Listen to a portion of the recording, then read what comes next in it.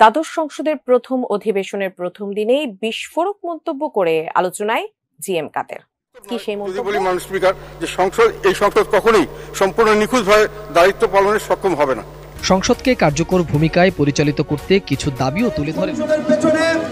সেই সংসদে ডাকাত, চোর, মাফিয়ারা বসে আজকে জনগণের সাথে প্রহসন এবং প্রতারণা করার আনুষ্ঠানিক যাত্রা শুরু করেছে। আজকে গণতন্ত্রকামী জনগণের পক্ষ থেকে বিএনপি সহ সকল বিরোধী দল। আসসালামু আলাইকুম সুপ্রিয় দর্শক বন্ধুরা, অবশেষে নানা জল্পনা কল্পনা শেষে সংসদে প্রথম কাজ শুরু করেছিল সংসদ সদস্যরা। তবে সেই সংসদ নিয়ে এবার জেগেছে নানা সংশয়। দর্শক বন্ধুরা, এবার সেই সংসদের নানা অনিয়মকে কেন্দ্র করে এবার জিএম কাদের এমন কিছু গুরুত্বপূর্ণ তথ্য দিয়েছেন এবং সেই সাথে তিনি বলে যাচ্ছেন এই সংসদ কখনো গ্রহণযোগ্য হবে না। দর্শক বন্ধুরা, অন্যদিকে এবার এই সংসদের নানা অনিয়মকে কেন্দ্র করে এবার বিপি নুরুল হক নূর এমন কিছু গুরুত্বপূর্ণ কথা বলেছেন এবং তিনি বলে যাচ্ছেন এই সংসদে চোর ডাকাতে ভরে গিয়েছে। দর্শক বন্ধুরা, এবং সেই সাথে জিএম কাদের এমন মন্তব্যকে কেন্দ্র করে এবার জেগেছে নানা সংশয়। তবে কি শেষ পর্যন্ত এই সংসদের মোড় কোন দিকে ঘুরতে যাচ্ছে? তো দর্শক বন্ধুরা, চলুন আমরা সেই সকল বিষয়গুলো পরিপূর্ণ জেনে নেই এবং সেই সাথে জিএম কাদের কি বলেছিলেন। অবশ্যই ধৈর্য সহকারে পুরো ভিডিওটি দেখবেন, তাহলে এই সকল বিষয়গুলো পরিপূর্ণ বুঝতে পারবেন। দ্বাদশ সংসদ অধিবেশনের প্রথম দিন সংসদের বিরোধী দলের নেতা হিসেবে বক্তব্য রাখেন জাপার চেয়ারম্যান জিএম কাদের। এ সময় তিনি সংসদ সদস্যদের সংখ্যার বিচারে বর্তমান সংসদে ভারসাম্য রক্ষা হয়নি বলেও মন্তব্য করেন। বেশি করে সরকার বিরোধী মতামতকে সংসদে তুলে ধরার সুযোগ দিবেন। জাতীয় সংসদের বিরোধী দলীয় নেতা গোলাম মোহাম্মদ কাদের বলেছেন, আসন সংখ্যার বিচারে এবার সংসদে শতকরা ৭৫ ভাগই সরকার দলের সদস্য। স্পিকার, নির্বাচন পরবর্তী বর্তমান সংসদে আসন সংখ্যা অনুযায়ী শতকরা প্রায় ৭৫ ভাগ সরকার দলীয় এবং ২১ ভাগ স্বতন্ত্র, তারাও প্রায় সরকার দলীয়। তাদের মধ্যে ৩-৪ ভাগ শুধু বিরোধী দলীয় সদস্য। কাজে এখানে সুন্দরভাবে সেটিং অ্যারেঞ্জমেন্ট যতই সিমেট্রিক্যাল হোক, এই আসন বন্টন ইত্যাদিতে সিমেট্রির অভাব হয়েছে, যার জন্য আমরা মনে করি এটাকে সম্পূর্ণভাবে সুন্দর বলা যায় না। ৩০ জানুয়ারি দ্বাদশ জাতীয় সংসদ অধিবেশনের প্রথম দিনে স্পিকার নির্বাচনের পর নতুন স্পিকার ডক্টর শিরিন শারমিন চৌধুরীকে ধন্যবাদ জানাতে গিয়ে জাতীয় পার্টির চেয়ারম্যান এসব কথা বলেন। জিএম কাদের ১৯৯৬ সাল থেকে সংসদ সদস্য হিসাবে নিজের অভিজ্ঞতা বর্ণনা করে সংসদে স্পিকার শিরিন শারমিন চৌধুরীর নিরপেক্ষ ভূমিকা রাখবেন বলেও আশা প্রকাশ করেন। মাননীয় স্পিকার হিসাবে পুনর্নির্বাচিত হওয়ায় আপনাকে আমি অভিনন্দন জানাচ্ছি। আপনি অত্যন্ত উচ্চ শিক্ষিত, মেধাবী, প্রতিভাবান, কাজে অত্যন্ত দক্ষ। আমরা লক্ষ্য করেছি বিশ্বের অনেক স্থানে স্পিকার দল থেকে নির্বাচিত হলেও সম্পূর্ণ নিরপেক্ষভাবে সংসদ পরিচালনা তার ভূমিকা পালন করেন। আমাদের দেশে অবশ্য ৯৬ সাল থেকে আমি বিভিন্ন সংসদে ছিলাম। আওয়ামী লীগের শাসনামলেও এবং বিএনপি যখন ক্ষমতা ছিল তখনও আমি সংসদে আসার সুযোগ লাভ করেছিলাম এবং সংসদ দেখেছি। সেখানে একটা জিনিস বুঝতাম যে দলীয়ভাবে নির্বাচিত হলেও দেখা যেত যে ওনারা দলীয় আনুগত্য থাকা সত্ত্বেও বাহ্যিকভাবে হলেও চেষ্টা করতেন নিরপেক্ষভাবে নিজেকে উপস্থাপন করতে। আমি আপনার কাছে প্রত্যাশা করছি যে আপনি সম্পূর্ণ নিরপেক্ষভাবে এই সংসদ পরিচালনা করবেন এবং সেটি আমার দাবি আপনার কাছে। বাছাই করা আলুর সাথে স্পাইসি সিজনিং এর টুইস্টে এলো প্রাণ পতাটা। এটা চিপস নাকি বিস্কিট, খেয়ে বুঝে নাও। স্পিকারের ডান দিকে সরকার দলের সদস্য এবং বাম দিকে বিরোধী দলের আসন উল্লেখ করে জিএম কাদের বলেন, আমাদের উদ্দেশ্য ছিল দুই পক্ষ সমান হবে। স্পিকার আপনার আসনের যদি সামনের দিকে আমরা সরাসরি দেখি তাহলে এই সংসদকে সম্পূর্ণ দুভাবে একটা সিমেট্রিক্যাল একটা প্যাটার্ন সিটিং অ্যারেঞ্জমেন্ট। এখানে এক পাশে হলো আমাদের স্পিকার, আপনার ডান দিকে মাননীয় সংসদ নেতা মাননীয় প্রধানমন্ত্রী, আরেক পাশে হলো সংসদ উপরে, তার পাশে সংসদ উপনেতা, তার পাশে সরকার দলীয় সিনিয়র নেতৃবৃন্দ, পিছনে সরকার দলীয় নেতৃবৃন্দ, আবার বাঁ পাশে বিরোধী দলীয় নেতা, বিরোধী দলীয় উপনেতা এবং একই রকম সাজানো আছে। স্পিকার, আমাদের এটা উদ্দেশ্য ছিল যে দুই পক্ষই শক্তিতে সমান হবে। একটা হলো সংসদে সরকার পক্ষ, সরকারি দল, একটা হলো বিপক্ষ, এবং তারা সংখ্যাও সমান কাছাকাছি থাকবে। তাহলে তাদের মধ্যে সমানে সমানে লড়াই হবে দেশের স্বার্থে, নিজেদের মতামতকে প্রাধান্য দিয়ে তর্ক বিতর্ক ঝগড়াঝাটি হবে সংসদে, তারপর জনগণের পক্ষে সিদ্ধান্ত হবে। এটাই ছিল আমাদের এই সংসদ তৈরি করার উদ্দেশ্য। লাল ও সবুজের জাতীয় পতাকা উল্লেখ করে বিরোধী দলের নেতা বলেন, শুধু লাল নয়, শুধু সবুজ নয়, যদি সরকারি দলকে লাল বলি তাহলে এ সংসদ সম্পূর্ণ লালময়, সবুজটা শুধু ছিটে ফোটা, এ সংসদে সম্পূর্ণ জাতিকে খুঁজে পাওয়া কঠিন হবে। মাননীয় স্পিকার, আমাদের পতাকা লাল এবং সবুজ, শুধু লাল নয়, শুধু সবুজ নয়, যদি সরকারি দলকে লাল বলি তাহলে এই সংসদ সম্পূর্ণ লালময়, শুধু সবুজটা শুধু ছিটে ফোটা।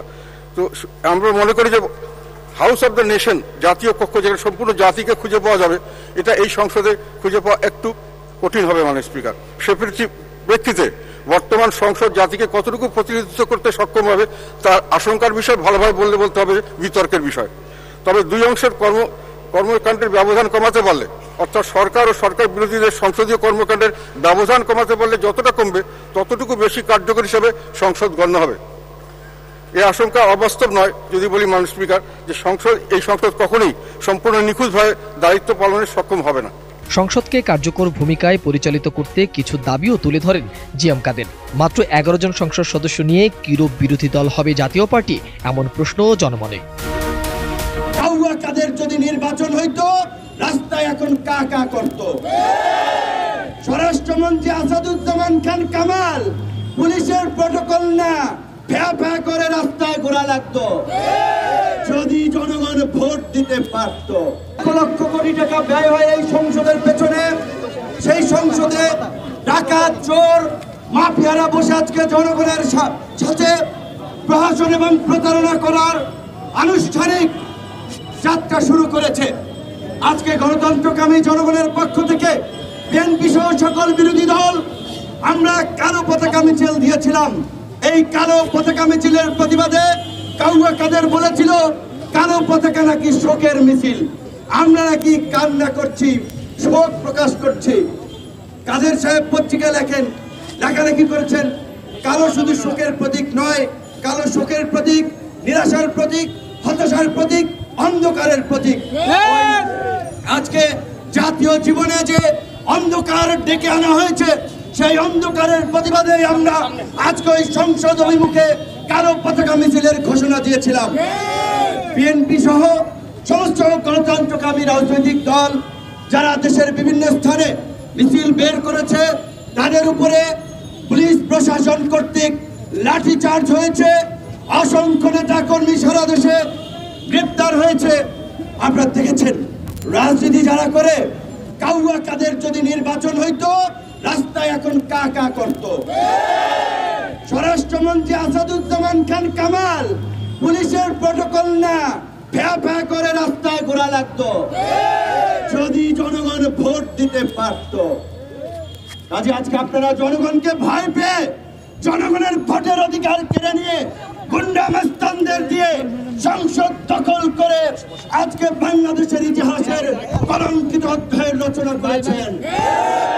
তার প্রতিবাদ আমরা করতে চেয়েছিলাম। পুলিশ লেলিয়ে দিয়েছেন, দলীয় গুন্ডা মাস্তান লেলিয়ে দিয়েছেন। এইভাবে কতদিন পারবেন? পৃথিবীর ইতিহাসে সম্ভব হয়নি। আমার কথা পরিষ্কার বন্ধুগণ, আজকে পুলিশকে বাধ্য করছে অনৈতিক কাজে, অসাংবিধানিক কাজে, বেআইনি কাজে। অনেকে বলছেন ভাই না করলে তো চাকরি থাকবে না, কি করব, আমাদের করতে হয়। তো আমি আপনাদেরকে বিনয়ের সাথে জিজ্ঞাসা করতে চাই, এই ভাই সামনের স্লোগান থামা, স্লোগান বহুত দিছো যে আজকে আমরা এখানে যারা আছে, এই যে সামনে ঢাকা বিশ্ববিদ্যালয়ে সে ফিলোসফি থেকে পড়েছে, ইসলামিক স্টাডিজ থেকে পড়েছে, ব্যাংকিং অ্যান্ড ইন্স্যুরেন্স থেকে পড়েছে, আমি ইংলিশ ডিপার্টমেন্ট থেকে পড়েছি, সে জাতীয় বিশ্ববিদ্যালয় ঢাকা কলেজের অধীনে 7 কলেজ থেকে পড়াশোনা করেছে, সে ঢাকা ইউনিভার্সিটি থেকে পড়াশোনা করে এখন ল পড়ছে, অনেকে চট্টগ্রাম বিশ্ববিদ্যালয় থেকে পড়াশোনা করেছে। এখানে যারা আছে অনেকেই দেশের অনেক সেরা বিশ্ববিদ্যালয়ের ছাত্ররা। তারা যদি পড়াশোনা শেষ করে বিসিএস, ব্যাংক, বিভিন্ন ধরনের পড়াশোনা করত, তারাও অনেকে চাকরিতে ঢুকে যেত। কেউ পুলিশের এসআই হতো, কেউ এসপি হতো, প্রমোশন পেয়ে আস্তে আস্তে আবার সর্বোচ্চ পর্যায় পর্যন্ত যেত। তো আমাদের তো সুযোগ ছিল। রাজনীতি এদেশে কখনো এলিট শ্রেণীর মানুষ, ধনিক শ্রেণী, তারা রাজনীতি করে না। রাজনীতি করে দেশের মেহনতি মানুষ, গরিব দুঃখী। তো দর্শক বন্ধুরা, আপনারা হয়তো পুরো ভিডিওটি দেখে এবং এই সকল কথাবার্তাগুলো শুনে অবশ্যই বুঝতে পেরেছেন অবশেষে বাংলাদেশের সংসদের নানা অনিয়মকে কেন্দ্র করে এবং সেই সাথে অসম্পূর্ণতাকে কেন্দ্র করে এবার জিএম কাদের এমন গুরুত্বপূর্ণ কথা বলেছিলেন এবং সেই সাথে অন্যদিকে এবার বিপি নুরুল হক নূরের এমন হুঙ্কার বলে যাচ্ছে বাংলাদেশে যে কোনো সময় যে কোনো কিছু ঘটতে পারে এবং সেই সাথে বিশ্ববাসী যদি বাংলাদেশের বিএনপি এবং এই সকল রাজনৈতিক দলের সাথে যুক্ত হয় তাহলে যে কোনো কিছু করে ফেলবে। তো দর্শক বন্ধুরা, এ বিষয়ে আপনাদের মতামত অবশ্যই কমেন্ট করে জানিয়ে দিবেন। তো দর্শক বন্ধুরা, ভালো থাকুন, সুস্থ থাকুন, আল্লাহ হাফিজ, আসসালামু আলাইকুম রহমতুল্লাহি ওয়া বারাকাতুহু।